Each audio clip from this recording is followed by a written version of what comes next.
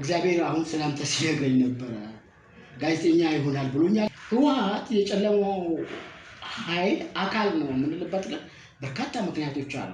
ሰውን አጋድሞ ማረድ እኮ የጨለማው ኃይል እንትን ነው። ከግብፅ ጋር የተገናኙ ከግብፅ ጋር የሚያብሩ አፍራሽ ተልእኮ የሚያራምዱ ሁሉ የጨለማው ኃይል አባላት ናቸው። የሰይጣኑ ጭንቅላት የመለስ ጭንቅላት እንዲሆን አደረጉት። ኢህአዴግ ሆይ መንግስት ካንተ ዘንድ ተወሰደ ተብሏል።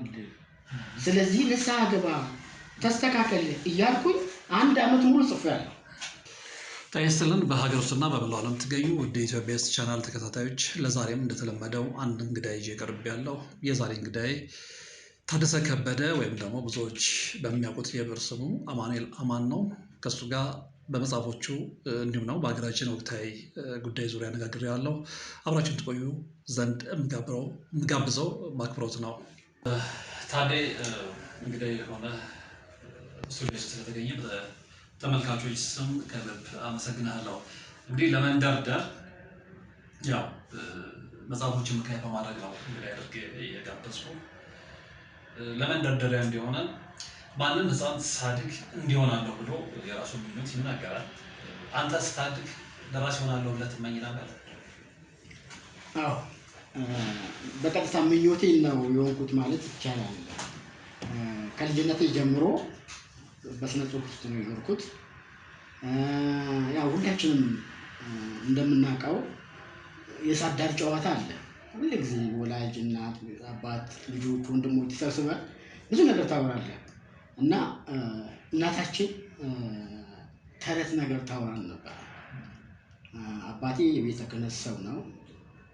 እንግዲህ ስነ ጽሁፉም የተጀመረው ከዛ ነው የተጀመረው እና ወደፊት አንድ ቀን ደራሲ እንደምሆን አስብ ነበር። ጋዜጠኛ ሆናለሁ ብዬ ግን አስቤም አላውቀውም። ወደዛ ልመጣ ነበር።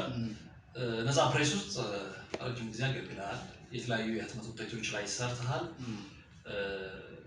ከማስታወሳቸው የነፃ ፕሬስ ውጤቶች አንደኛው ልሳነ ህዝብ ነው። ልሳነ ህዝብ ላይ በዋና አዘጋጅነት ሰርተሃል። ግን ከልሳነ ህዝብ ውጭ የሰራባቸው የህትመት ውጤቶች አሉ?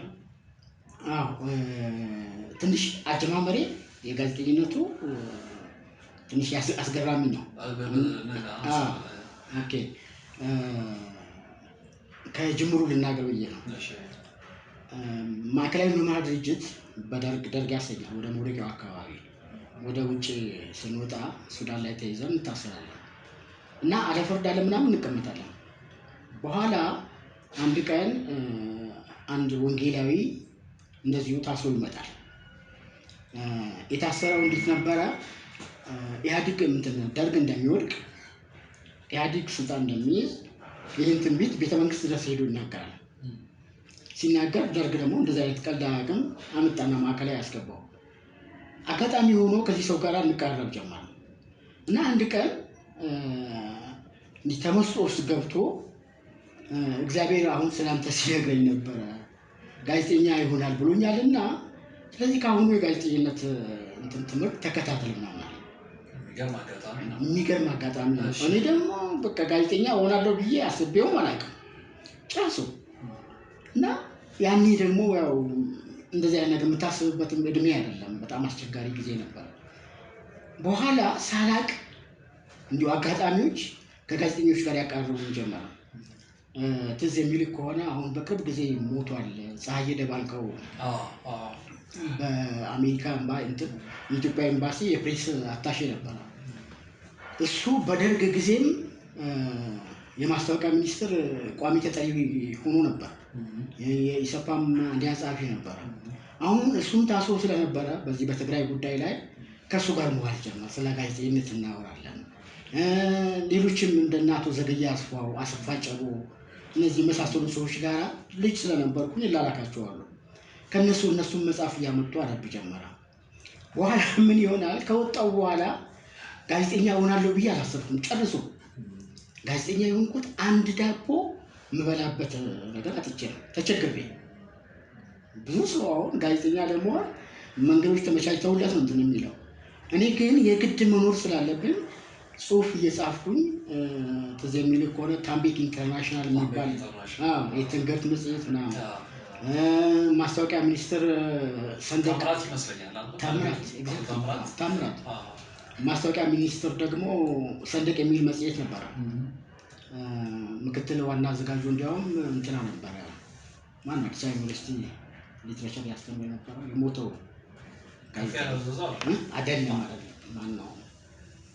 ታዋቂ ብዙ መጽሐፍ ጽፏል። የግድግዳ ስዕሎች ምናምን መስፍን ሀብተማርያም ነበር። በኋላ ስለ መርካቶ ምናምን ጻፍኩኝና ዋዳ መስፍን አየውና እንዴ እስከዚህ አዴት ነበር ካለ እዚሁ አዲስ አበባ ነበርኩኝ አሁን አወጣው መጽሔቱ ላይ። ከዛ በኋላ ወልቅ እየተወዳደርኩ አሸንፍ ጀመረ ማስታወቂያ ሚኒስትር መጽሔት ላይ። እንደገና በተጓዳኝ ደግሞ ለሁሉም ለመኖር አይደለ እንግዲህ ለመላው አማራ ህዝብ ድርጅት እዛ አንድነት የሚል ጋዜጣ ነበር።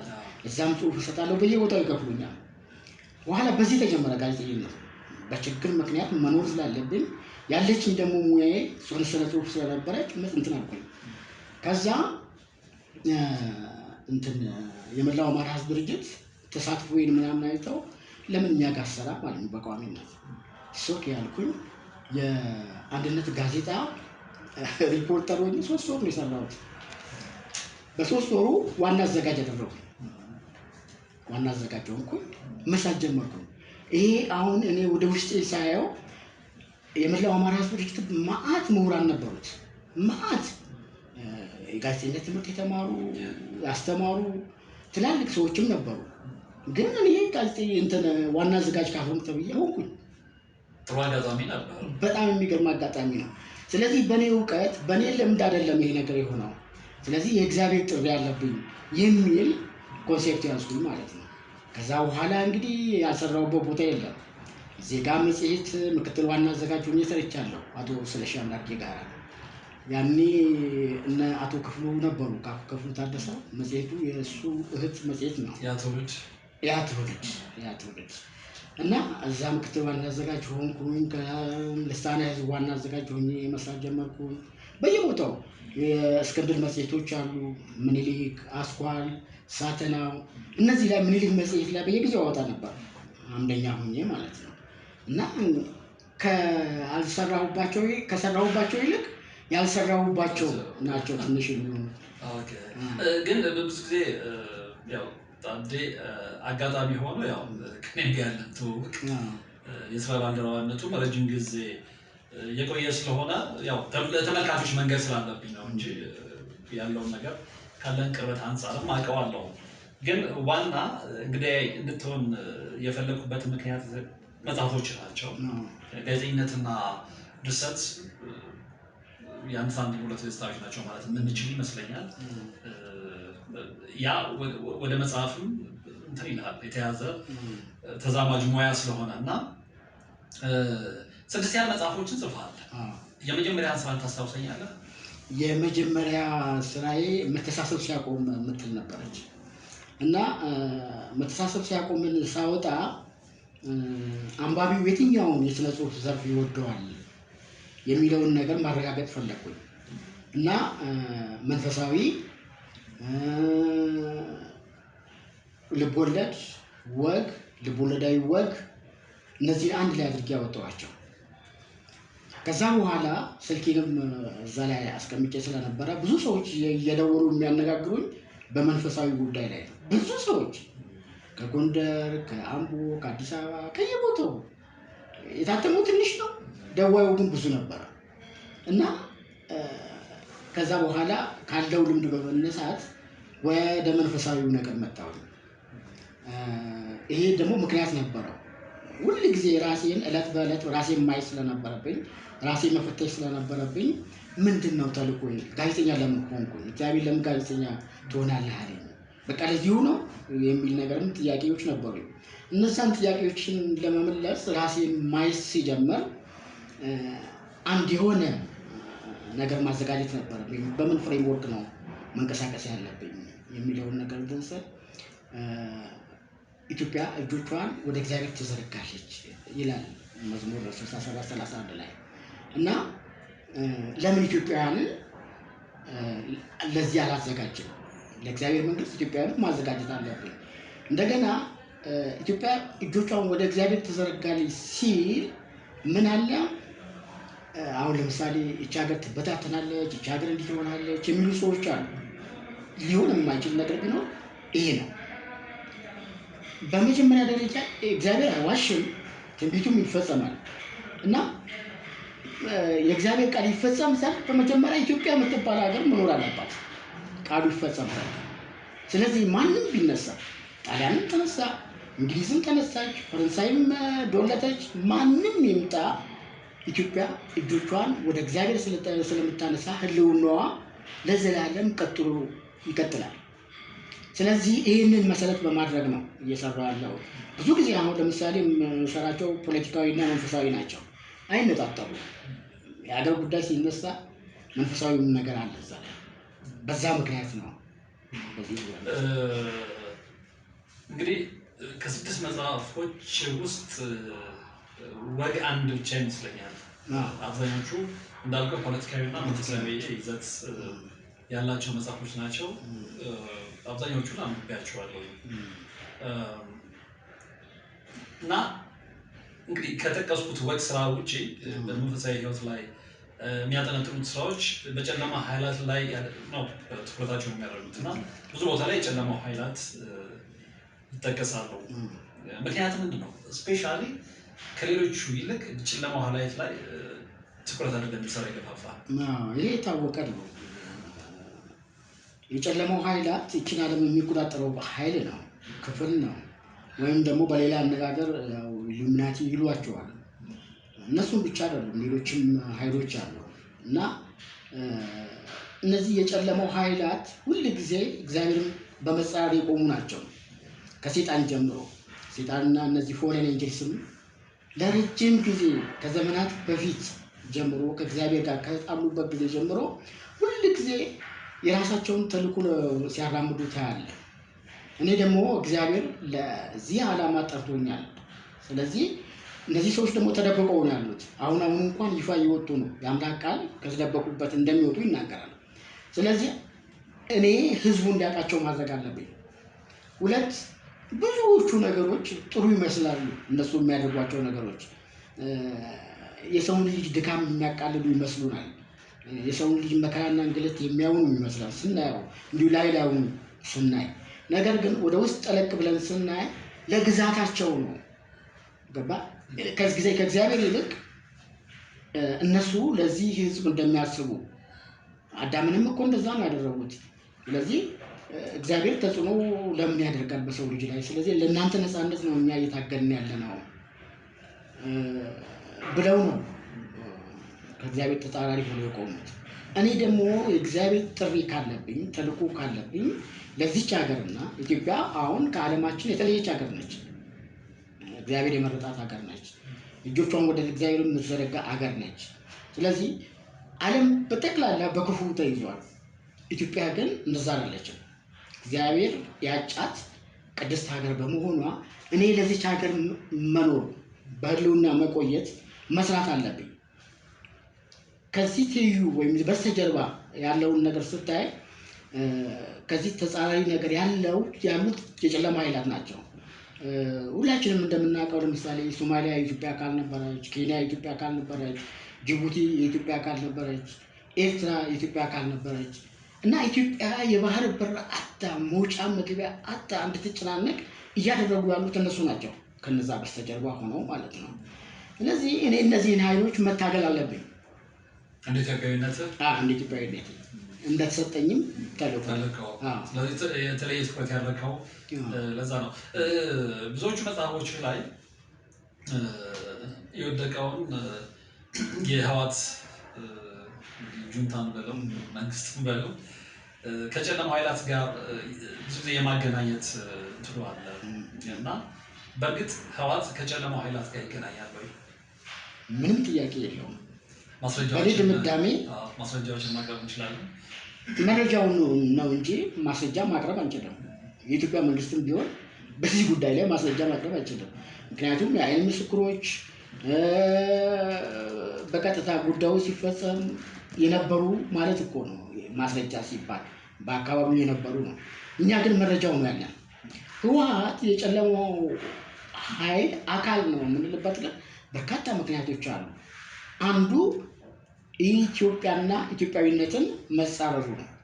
መጽሐፍ ቅዱሱ ኢትዮጵያ እጆቿን ወደ እግዚአብሔር ትዘረጋለች ይላል። ህወሓት ደግሞ ኢትዮጵያ የምትባል ሀገር የለችም፣ መበተን አለባት፣ ካለችም እኛ የምንፈጥራት ኢትዮጵያ ነች ነው እያለ ያለው። ስለዚህ የጨለማው ኃይል አካል ነው ማለት ነው ይሄ። ሁለተኛ የትግል አነሳሳቸውን ራሱ ማየት እንችላለን። ወደ ትግል ሜዳ ለምን ገቡ? የህወሓትን ሰዎች በጠቅላላ መስራቾቹን ብንመለከት የደጃዝማች የፍትሐ አውራሪ የልዑላን ልጆች ናቸው። እነዚህ ሰዎች ለትግራይ ህዝብ አስበው ነው? ለኢትዮጵያ ህዝብ አስበው ነው? ወይንስ አንድ ዓለም አቀፋዊ ርዕዮተ ዓለም መመስረት ፈልገው ነው? ሁሉም አይደለም። እነሱ የሀብታም ልጆች ናቸው፣ የልዑላን ልጆች ናቸው፣ የገዢው መደብ አካል ናቸው። ስለዚህ ቤተሰቦቻቸው ብዙ መሬት ተወርሶባቸዋል፣ ብዙ ቤት ተወርሶባቸዋል። የራሳቸውን ጥቅም ከማስጠበቅ አኳያ ነው። ነገር ግን የራሳቸውን ጥቅም ለማስጠበቅ በብዙ ሺህ በመቶ ሺዎቹ የሚቆጠሩ የገበሬ ልጆችን አስገደሉ፣ ደም አፈሰሱ። ስለዚህ ደም ማፍሰስ ደግሞ ሁል ጊዜ የጨለመው ኃይል ተግባር ነው። የጨለመው ኃይል አጋር ባይሆን ኖሮ እዚህ ደረጃ ላይ ሁሉ አይደርሱም። ሰውን አጋድሞ ማረድ እኮ የጨለመው ኃይል እንትን ነው። እነሱ ድርጊታቸው ይሄ ነው። ስለዚህ በውጭ ኃይል እንደገና አሁን ለምሳሌ ግብፅ አለች። አሁንም ማስረጃ ምንድን ነው እንዳትለኝ እንጂ ህወሓት የግብፅ ቅጥረኛ ነው። ምንም አንድ ሁለት የሚባል ነገር አይደለም። እኔ 100% እርግጠኛ ሆኜ ነው የምናገረው። በደርግ ጊዜ ህወሓት ይረዳ የነበረው በግብፅ፣ በሱዳን፣ በሳውዲ አረቢያ ይሄ በማስረጃ የዓለም አቀፍ ምሁራን ማዕከል ያወጣው መረጃ አለ ከነ ዶክሜንቱ የተዋዋሉበት ውል ድርድርም እኮ ተደርጓል ለረጅም ጊዜ ከደርግ ጋር። ያንን ሁሉ ስታይ አሁንም ከግብፅ ጎን የሚሰለፍ ሁሉ የጨለመው ኃይል አባል ነው። ለምን ብንል መንፈሳዊ ነገር ግብፅ የዚህ ዓለም ምሳሌ ነው ይችላል። ፈርዖን ደግሞ የዚህ ዓለም ገዢ ምሳሌ ነው። የዳቢሎስ የዚህ ዓለም ገዢ ደግሞ ዳቢሎስ ነው፣ መጽሐፍ ቅዱስ ይናገራል። ስለዚህ ከግብፅ ጋር የተገናኙ ከግብፅ ጋር የሚያብሩ አፍራሽ ተልእኮ የሚያራምዱ ሁሉ የጨለማው ኃይል አባላት ናቸው። ስለዚህ የጨለማው ኃይል አፋችንን ሞልተን የጨለማው ኃይል አካል ናቸው ማለት እንችላለን። ያው ውድቀታቸው እንደዚህ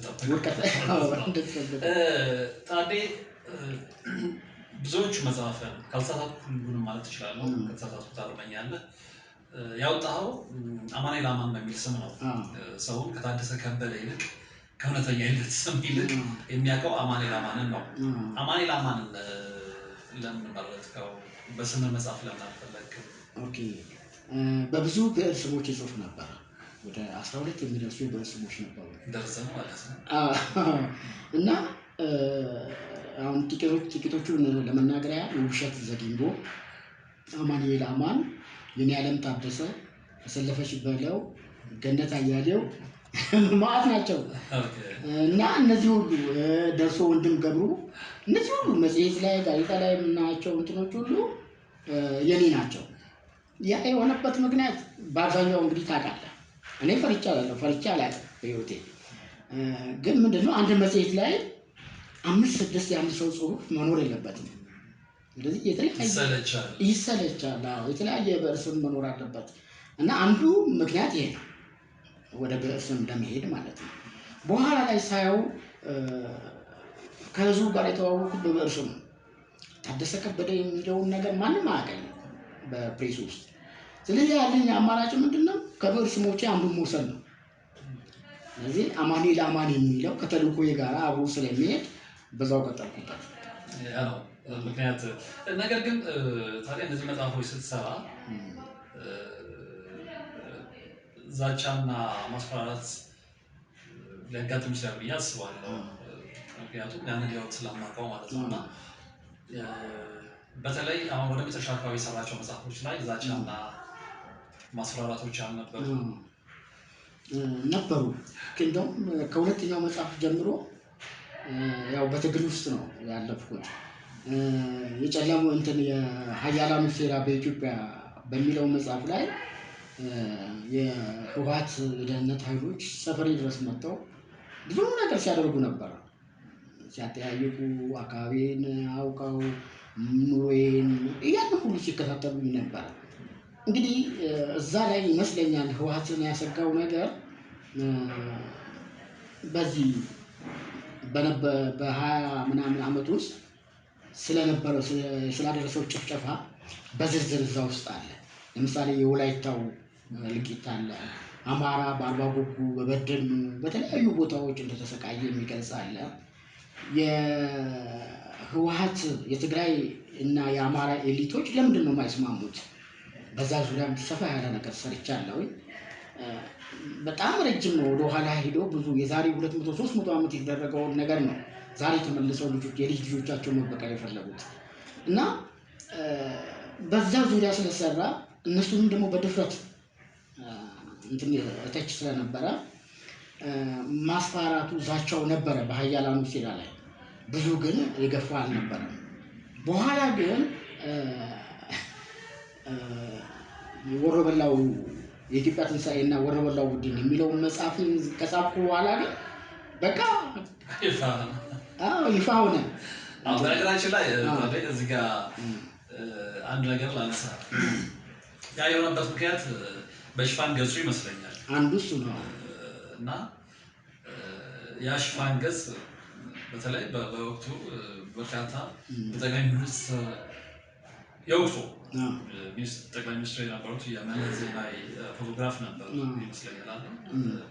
ከበሩ ላይ ወጥቶ ገብርኤል ነው ሚካኤል ጭንቅላታቸው ላይ ቆሞ እና እሱ ነገር ገና ስታስበው ዋጋ እንደሚያስከፍል አላወቅም ነበረ። አቅ ነበረ። ምንድነው እንትኑን ፍሪሃንድ ስኬች ሰርቼ ለእንትኑ የሰጠሁት እኔ ነበርኩኝ እና እኔ ብዙ ሰዎች ተቃውሞ አነሱ። እኔ ግን አሁንም አይገባኝም ተቃውሟቸው። አሁንም ራሱ ይሄ ይሄ መጽሐፍ ነው። እዚህ መጽሐፍ ላይ ሚካኤል አለ። ሚካኤል እችን እንትን በግራፊክስ አርት ነው የቀየርናት። የሰይጣኑ ጭንቅላት የመለስ ጭንቅላት እንዲሆን አደረኩት። ግራፊክ አርቲስቱም በደንብ ሰርቶታል በትክክል እንትን ብሎ እና ሊሆን አይችልም ወይ? ሚካኤል መለስን መርገጥ አይችልም ወይ? ይችላል። ምንድነው የሚያግደው? እሳት ውስጥም ሊጨምረው ይችላል አይደል እንዴ? ሁለት እንደገና እንደዚህ ለመረገጥ የሰራው ስራ አደረሰውም ወይ? ከዚህ በላይ ሌላ ቅጣት ቢኖር መለስ መቅጣት ያለበት ሰው።